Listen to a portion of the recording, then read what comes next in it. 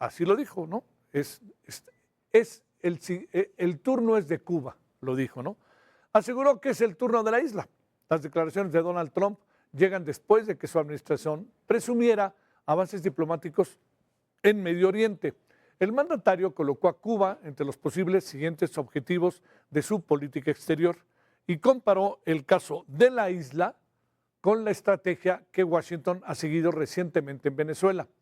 En los últimos meses, Trump ha alternado mensajes sobre una posible negociación con advertencias de una mayor presión contra el gobierno cubano.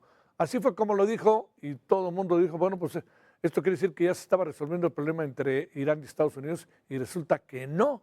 Tienen el memorándum de entendimiento, pero no se reunieron y la razón es que Irán protestó por los ataques de Israel al Líbano y se está convirtiendo en un aliado incómodo para Estados Unidos e Israel. Then it's time for Cuba. Right. Is there a clock, a countdown clock on Cuba? What It's does a that look like? flexible line, but Marco is involved very much. Marco's doing a great job, by the way. All my people are doing a very good job. But Marco's parents, it's such a great story. His parents were from Cuba. So you do agree I defeated Venezuela? Incredible. 100%. I got him out How do you of make the there. operation in Cuba look more like the Venezuela operation? Well, which the took- difference is Venezuela has oil, Cuba doesn't.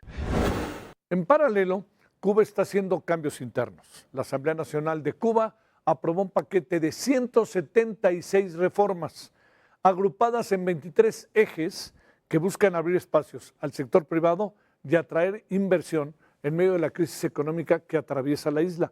Dicho de otra manera, está haciendo lo que dijo que nunca iba a hacer, ¿no? Esto le dice, pues, la dificultad, todos los problemas internos, pero también, en algún sentido, la caída del régimen, ¿no?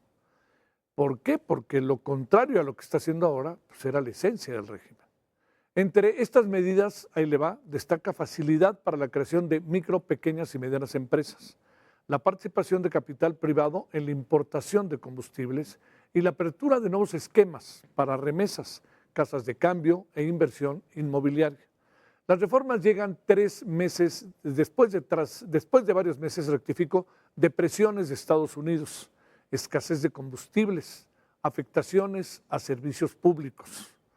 Estados Unidos, tal cual, lo ha desestimado. Dice que el paquete de reformas económicas aprobado por Cuba, al que calificó como insuficiente frente a la multitud de problemas que enfrenta la isla, no es una solución. La postura de Washington sostiene que los cambios planteados por el gobierno cubano forman parte de una práctica recurrente, presentar ajustes limitados para proyectar apertura, sin alterar el control político y económico del régimen. Por cierto, lo mismo que Trump aceptó y está más o menos haciendo en Venezuela. La clase política venezolana más o menos se mantiene la misma. La administración estadounidense mantiene la exigencia de transformación pero profundas, que faciliten la inversión, amplíen las libertades económicas y generen mayores oportunidades para la población cubana. Algo muy importante de lo que está pasando en este momento en Cuba es la figura del secretario de Estado, el señor Marco Rubio. ¿Por qué? Porque Marco Rubio tiene raíces cubanas. Su familia, muchos amigos, familiares, se fueron de Cuba a Estados Unidos, a Miami, entre otros lugares. En Miami hay una colonia, como usted lo sabe, cubana, verdaderamente grande, influyente en el voto. Eso no lo perdamos de vista. Influyente en lo económico, en la vida social, artística, cultural, pero influyente en el voto. Tan es así que Florida, ese es uno de sus principales sustentos para el Partido Republicano. Pero aquí el asunto de lo que es importante es que uno de los temas que Marco Rubio, como legislador y ahora como secretario de Estado del gobierno de Donald Trump, ha insistido una y otra vez que lo de Cuba tiene que cambiar. Y él es el que está instrumentando en este momento la política exterior con Cuba y es el que está entrando con ciertas negociaciones con la isla, ciertas porque hay otras instancias para hacerlo. Y le diré algo más en este sentido.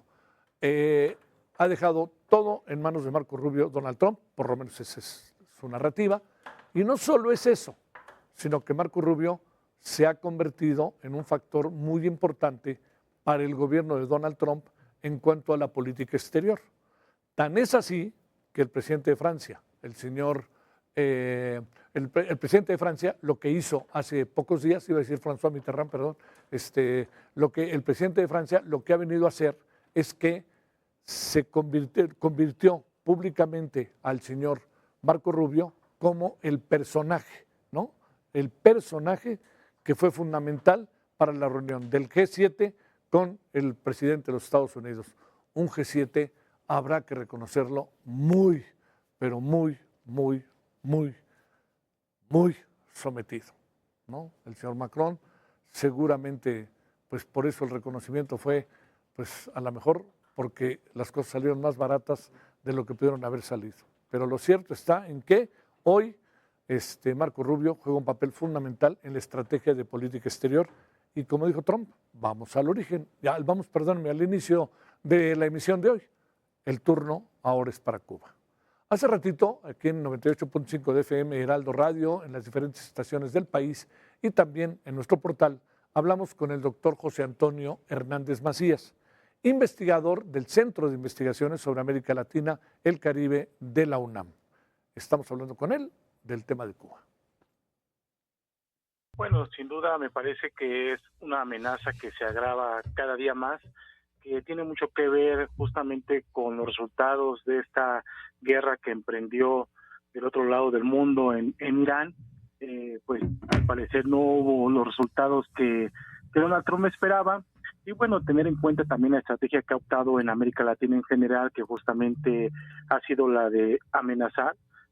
Muchas veces sí es efectuar esas amenazas como en Venezuela, pero otras ha sido también con la intención de que a la hora de sentarse a negociar con los países pues tenga un escenario más favorable, ¿no? Lo vimos por ejemplo con Panamá cuando amenazó sobre el canal y cortar lazos con China, lo hemos visto incluso con México también con estas amenazas para ahora que están las negociaciones del Tratado de Libre Comercio, pues tener mayor ventaja, y puede ser también el caso de Cuba, que es muy conocido que hay negociaciones ya desde hace algunos meses. Sí, sin duda son cambios bastante importantes.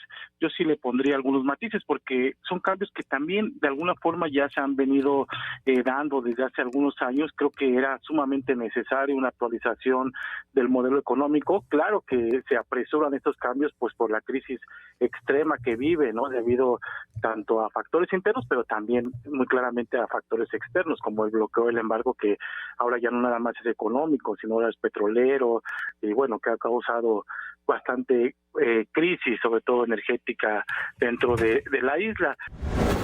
Pues como alcanza a apreciar, digamos, todas las perspectivas son delicadas para Cuba como la hemos concebido y la conocemos a lo largo de todos estos años, décadas. Las cosas las quiere Trump cambiar. ¿Cambiarán? ¿No cambiarán?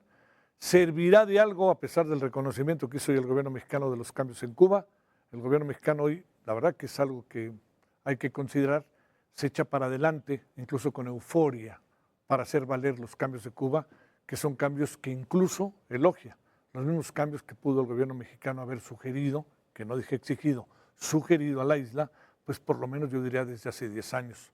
O lo diría de otra manera, desde hace 8 años, en que un gobierno de México que se asume de izquierda está en el poder.